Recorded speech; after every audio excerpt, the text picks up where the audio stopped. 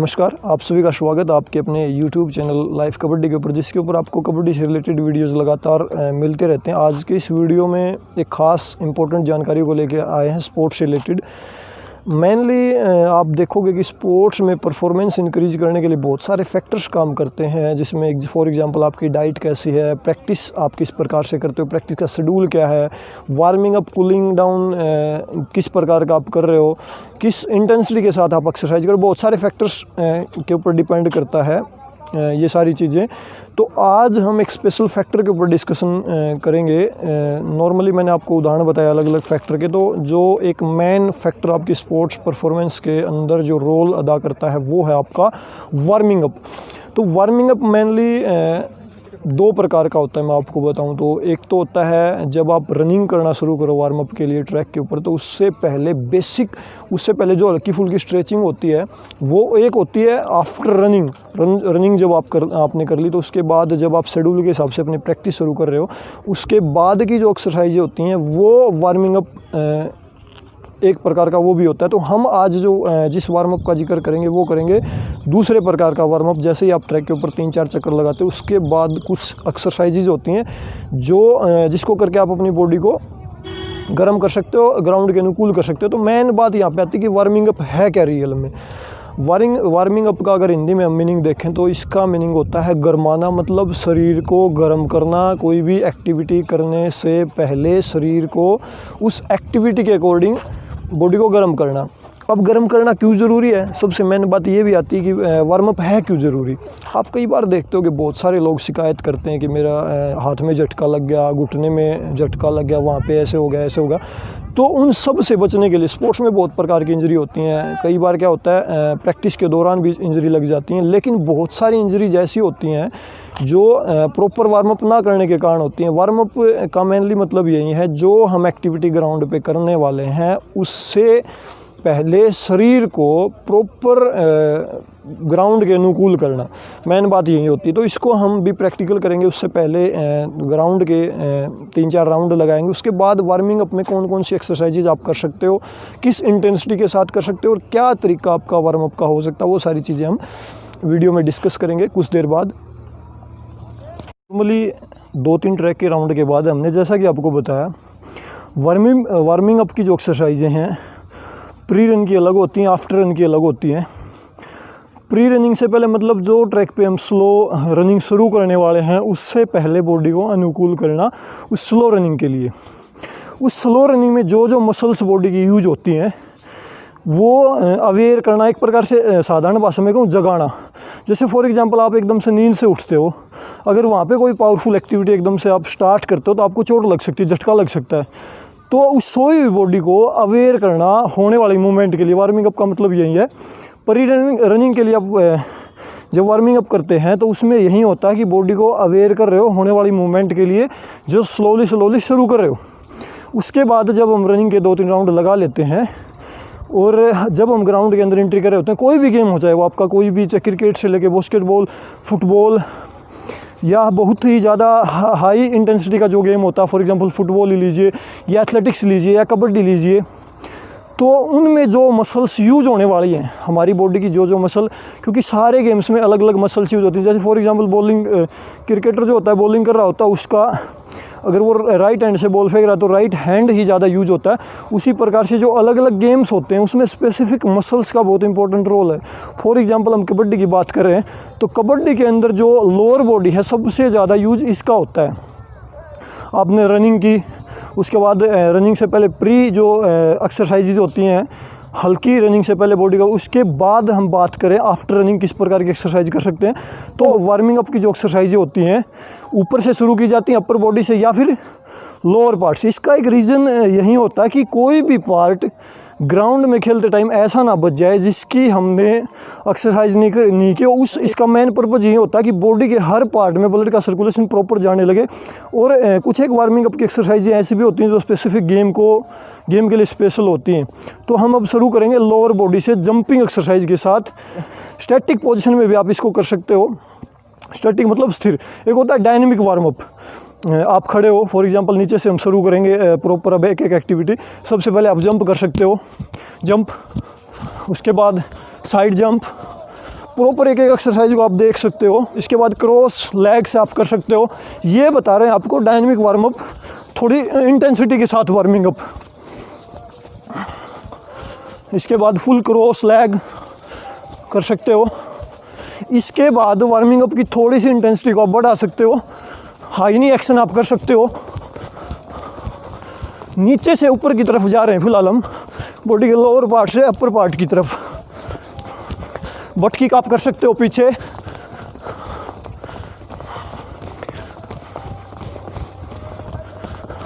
इसके बाद चेंज कर सकते हो एक्सरसाइज। ये जो एक्सरसाइज हैं ये हाई इंटेंसिटी की एक्सरसाइज हैं। मतलब आप दौड़ के आए हो तेज़ और एकदम से आपको रुकना नहीं है, ताकि जहाँ पे ब्लड का सर्कुलेशन जा रहा है वहाँ पे कंटिन्यू रहे। इसके बाद जंप कर सकते हो। इसके बाद ऊंचे जंप कर सकते हो आप। कंटिन्यू टाइगर जंप बोलते हैं। घुटने जो है ऊपर तक लेके आने हैं, छाती के जो है नी अपने चेस्ट को टच करने चाहिए। पूरे 10 जंप करवा सकते हो बच्चों से। Continue non stop. इसके बाद फिर रिलैक्सेशन का जंप। इसके बाद फ्रंट जंप, पैरों को ऊपर उठा के लेके आना है और हाथ से पंजों को टच करना है। 10 जंप इसके ही बोल सकते हो आप। पहले बच्चे को डेमो करवा के बता सकते हो, दिखा के, या फिर रेगुलर आपके पास बच्चे हैं तो वो रेगुलरिटी के साथ भी इसको कर सकते हैं। 10 जंप फिर जंप हो सकता है रिलैक्स का। मतलब वार्मिंग अप में भी ऐसा कॉम्बिनेशन आप बना सकते हो, एक थोड़ी हार्ड एक्सरसाइज हो रही है, एक थोड़ी स्लो मोशन में इजीली। उसके बाद बैक जंप आप करवा सकते हो। बॉडी का पूरा पार्ट पीछे वाला स्ट्रेच होना चाहिए। पैर भी पीछे की तरफ जाएंगे, अपर बॉडी भी पीछे की तरफ जाएगी। इसको भी आप करवा सकते हो। 10 जंप ये होने के बाद फिर आप रिलैक्सेशन की एक्सरसाइज कर सकते हो। इसके बाद साइड जंप, कबड्डी में जो ज़्यादातर यूज़ भी होती है जंपिंग एक्सरसाइज, जब आप रेड में जा रहे होते हो तो वहाँ पे आपको बहुत ज़्यादा एक्सप्लोसिव पावर की ज़रूरत होती है। एकदम से 7 डिफेंडर के बीच से रेडर को निकलना पड़ता है, तो वहाँ पे साइड जंप हो सकता है। 10 जंप ये भी आप कर सकते हो। कंटिन्यू भाई। 10 जंप के बाद फिर रिलैक्सेशन की एक्सरसाइज। इसके बाद फ्रंट बैक जंप की एक्सरसाइज। ऊपर जाके फास्ट स्पीड में स्टॉप होना है। आपको महसूस होगा कि मैं रुक रहा हूँ ऊपर जाके, और फिर वापस पैर अपनी उसी सिचुएशन में प्रॉपर। ये आप कर सकते हो। 10 जंप ये होने के बाद फिर रिलैक्सेशन की एक्सरसाइज। हर एक एक्सरसाइज जो हार्ड वर्क की वार्मिंग अप की एक्सरसाइज करे हाई इंटेंसिटी की, उसके बाद एक स्लो एक्सरसाइज, ताकि वार्मिंग अप में इतनी एनर्जी ना निकल जाए बच्चों की कि ग्राउंड पे वो काम ना कर पाएँ। वार्मिंग अप का मेन पर्पज़ ये है कि शरीर को गरमाना ग्राउंड पे जाने से पहले प्रॉपर। तो बाद में जब आप हाई इंटेंसिटी एक्सरसाइज कर रहे हो उसके बाद एकदम से बच्चों को स्टॉप ना करें, क्योंकि कहीं कहीं पे बॉडी के जो भी पार्ट बहुत तेज़ी से यूज हो रहा है उसमें ब्लड का सर्कुलेशन ऑटोमेटिक बढ़ जाता है वार्मिंग अप के दौरान, क्योंकि वहाँ पे ऑक्सीजन की ज़्यादा ज़रूरत होती है। इसके बाद आप थोड़ा सा रिलैक्सेशन दे सकते हैं बच्चों को। हल्के हल्के जंप के साथ स्टॉप हो सकते हो। फिर हल्की हल्की पैरों की मूवमेंट रहनी चाहिए, मूवमेंट के साथ आप एक्सरसाइज करवा सकते हो। इसके बाद जंपिंग एक्सरसाइज के बाद हम बात करेंगे लोअर बॉडी के लास्ट जो हिस्सा हमारा एंकल, उससे एक्सरसाइज की शुरुआत करेंगे। सबसे पहले आप एंकल के ऊपर से अप एंड डाउन की प्रैक्टिस, जो प्लांटर फ्लेक्शन है, डोर्जी फ्लेक्शन आप करवा सकते हो, अप एंड डाउन। इस एक्टिविटी में जो आपकी मसल कॉन्ट्रैक्ट हो रही है, जो काफ की मसल हमारी गैस्ट्रोसिनेमियस इसको बोलते हैं, ये पूरी तरह से जो स्ट्रेच हो रही है अप एंड डाउन जब आप जा रहे हो तो। क्योंकि जब हम कबड्डी की मूवमेंट्स करेंगे तो उस टाइम काफ की मसल की पावर बहुत ज़्यादा हमें ज़रूरत पड़ेगी, क्योंकि पंजे पे मूवमेंट कर रहे होते हैं तो जब पंजा यहाँ पे मसल कॉन्ट्रैक्ट हो रही है हमारी पीछे की, तो ये हम आगे चल पाते हैं। तो इस मसल का मेन रोल आपका कोई भी गेम हो रहता है। यहाँ पे एचिल्स टेंडन जो हमारा होता है बॉडी का स्ट्रॉन्गेस्ट टेंडन होता है ये, क्योंकि मेन रोल बॉडी का पूरा इसी के ऊपर रहता है। इसका प्रॉपर एक्सरसाइज बहुत ज़रूरी है। करो भाई कंटिन्यू। फिर आप पैर चेंज करवा सकते हो। और कबड्डी में सबसे ज़्यादा खतरा जो है, जब फास्टली मूवमेंट कर रहे हो तो पैर में मोच का रहता है। हो सकता है आपका लिगामेंट फट जाए, टेंडन में दिक्कत हो सकती है आपकी। तो एंकल की प्रॉपर एक्सरसाइज बहुत ज़्यादा ज़रूरी है। इसके बाद आप साइड टर्न करवा सकते हो, इन्वर्जन, आउटसाइड एंकल को टर्न करवा सकते हो। अब जो एक्सरसाइज हम कर रहे हैं बिल्कुल बॉडी के लास्ट हिस्से से शुरू हुई है और ऊपर की तरफ जाएगी। इसके बाद बैक,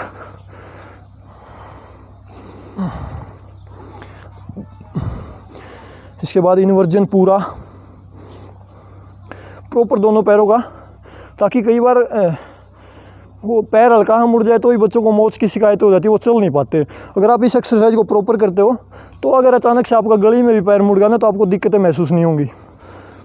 इसके बाद आप हाफ टर्न कर सकते हो, ताकि पीछे की जो मसल्स हैं हैमस्ट्रिंग और गैस्ट्रोसिनेमियस, हिप्स तक की मसल, ग्लूटियस मसल तक में हल्का हल्का खिंचाव जाएगा। हमारी हिप की जो मसल होती है वो ग्लूटियस मसल होती है, और मेनली जो खिंचाव रहेगा नी के पीछे। दोनों पैरों से 5 टाइम करवा सकते हो। चेंज कर सकते हो आप एक्सरसाइज, इसी में 3 एक्सरसाइजें हो सकती हैं आपकी। फिर साइड, फिर चेंज, फिर बैक, फिर हाथों को नीचे, यहाँ से एचिल्स टेंडन के पास हाथ होने चाहिए हमारे, और नी को जो है अपनी चिन आप थोड़ी बढ़ा सकते हो, जिससे पूरा स्ट्रेच हो जाए बॉडी का ये पार्ट, सारी मसल्स प्रॉपर एक्टिव हो जाएं। गेम के दौरान बहुत सारे आपने क्रिकेट में बॉलर देखे होंगे हैमस्ट्रिंग खिंचाव में आ जाती है, तो इस तरह की जो समस्या होती है विदाउट वार्मिंग अप की वजह से होती हैं। इसके बाद बैक की एक्सरसाइज हो गई, फिर आप एक्सरसाइज चेंज कर सकते हो। इसी में और एक्सरसाइज हो सकती है जिसमें बॉडी का मेनली जो मसल्स गेम में ज़्यादातर यूज होती हैं, आप देखोगे बैक की बहुत सारी मसल्स यूज होती हैं, तो इसी में और आप स्ट्रेचिंग कर सकते हो हल्की हल्की।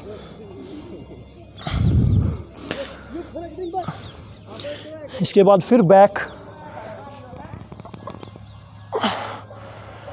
इसके बाद एक्सरसाइज चेंज, ताकि जो हमारी पीछे वाले पैर की जो मसल है, क्वाड्रिसेप मसल थाई की फ्रंट, उसके अंदर पूरा खिंचाव यहाँ पे आएगा। थाई की मसल के अंदर जो मसल्स का ग्रुप होता है पूरा, जिसको क्वाड्रिसेप बोला जाता है, बोथ लेग से आप करवा सकते हो इसको भी। इसके बाद फुल डाउन जाना है, पीछे वाला पैर इसमें आप बेंड कर सकते हो। चेंज फेस,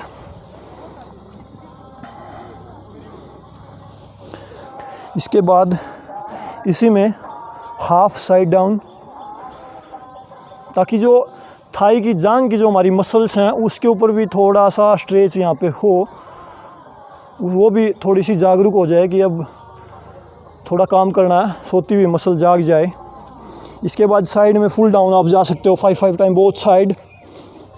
चेंज, इसके बाद चेंज, फुल क्रॉस, इसमें आपको पूरा क्रॉस करना है, जिस साइड भी जाओगे उसी साइड पूरा यहाँ पे खिंचाव महसूस होगा आपको। बैक, हर आगे की डाउन एक्सरसाइज के बाद बैक जाना कंपलसरी है। जब आगे जाए तो सांस बाहर, पीछे झुके तो सांस अंदर। इसके बाद ओनली शोल्डर टर्न, ताकि जो हमारी बैक की मसल है वो पूरी, उसकी पूरी एक्सरसाइज हो जाए। और फिर बैक, इसके बाद चेंज, लेफ्ट टर्न, पूरा टॉर्सो घूमेगा, ऊपर का जो बॉडी का पार्ट है, और डाउन घुटने की तरफ आपको जाना है। अप, फिर राइट साइड टर्न, डाउन। इन एक्सरसाइज को काउंटिंग के साथ आप करवा सकते हो। इसके बाद डाउन होना है, एल्बो की आप मदद ले सकते हो यहाँ पे, ताकि जो नीचे की जो जांग की प्रॉपर मसल है, हिप्स तक की ग्लूटियस मसल के ऊपर इस मसल में खिंचाव जाएगा पूरा। फिर रिलैक्स। इसके बाद नीचे की जो एक्सरसाइजें हो गई हमारी सारी, आप इसमें एक आधी एक्सरसाइज और भी ऐड कर सकते हो जो आपकी आती है, या पूरा स्ट्रेच कर सकते हो बॉडी को आप पूरा ऊंचा। इसमें भी एचिल्स टेंडन के ऊपर प्रेशर पड़ रहा, उसमें जो है पूरी तरह से खिंचाव में हमें हेल्प मिलेगी, जो हमारी बॉडी का सबसे मजबूत टेंडन है। इसके बाद डाउन। अब जो है नीचे की प्रॉपर एक्सरसाइजें हमारी हो गई हैं। इसके अलावा आप ये एक्सरसाइजें भी कर सकते हो नीचे के पार्ट्स के लिए शॉप अवस्था में चाहो तो। इसके बाद नीचे की हो गई। अब इससे ऊपर की एक्सरसाइज है। सबसे पहले आप फ्रंट हाफ टर्न कर सकते हो, फिर बैक ऑफ,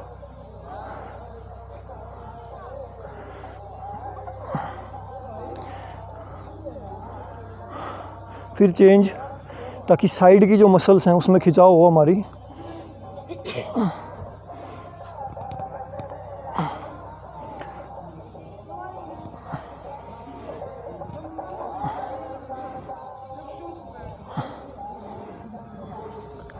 फिर चेंज, पूरे अपर जो टोर्सो है हिप्स से ऊपर उसको पूरा टर्न करना है।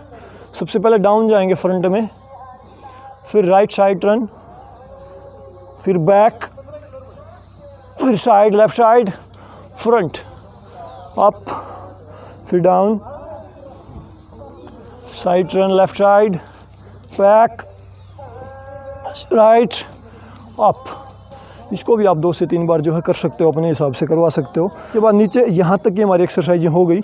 इसके बाद बारी आती है हैंड्स की एक्सरसाइज की। सबसे पहले आप सर्कल कर सकते हो, राउंड में हाथों को घुमा सकते हो।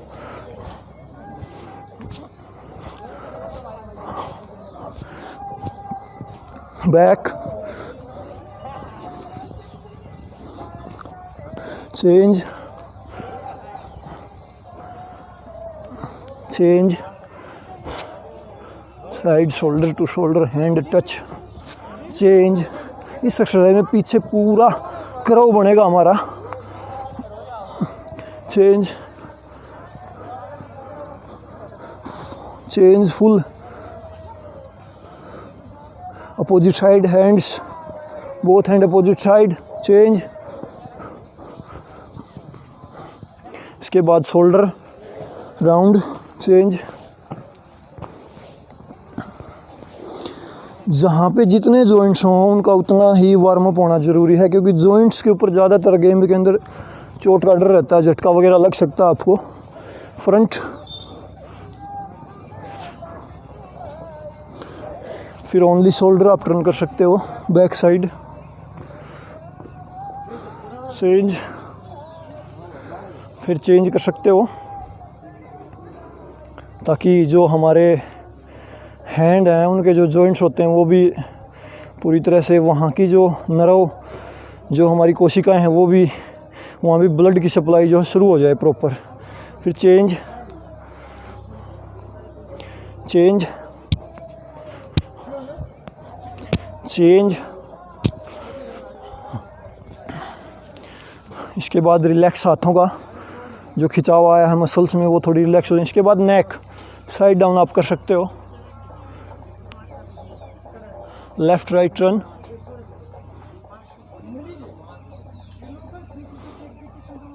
Front half turn, back half turn.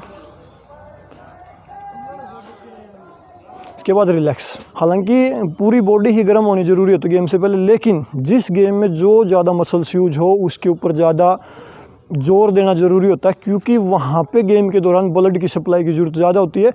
उस मसल के ऊपर या उस जॉइंट के ऊपर प्रेशर ज़्यादा पड़ रहा होता है, जो बॉडी का पार्ट वहाँ पे यूज होता है। तो इस प्रकार की एक्टिविटीज़ आप कर सकते हो।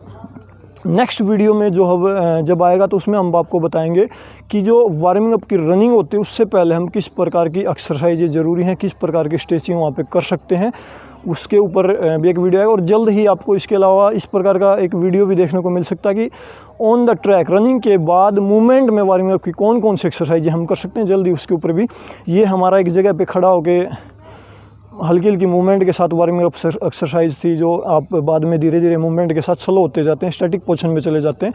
क्योंकि रनिंग के तुरंत बाद एकदम से रुकते हैं तो हो सकता है किसी भी पार्ट में ब्लड का सर्कुलेशन एकदम से रुक जाए, तो वहाँ पे समस्या हो सकती है। तो इसलिए जब बॉडी पूरी तरह से गर्म हो रही है तो वहाँ पे एकदम से में रुकना नहीं चाहिए, धीरे धीरे ब्लड का जो है बहाव उस क्षेत्र से कम होना चाहिए।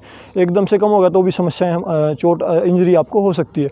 और इसके अलावा एक वीडियो जल्द इसके ऊपर भी कि आफ्टर एक्सरसाइज के बाद कूलिंग डाउन की किस प्रकार से एक्सरसाइजें आप कर सकते हो, उसके ऊपर भी जल्दी मिलते हैं। अगर हमारे द्वारा दी गई जानकारी आपको अच्छी लगी तो आप वीडियो को लाइक कर सकते हैं, शेयर कर सकते हैं और चैनल को सब्सक्राइब करके बेल आइकन को प्रेस कर सकते हैं, ताकि आगे आने वाली हर वीडियो की नोटिफिकेशन आपको मिल सके। Thank you.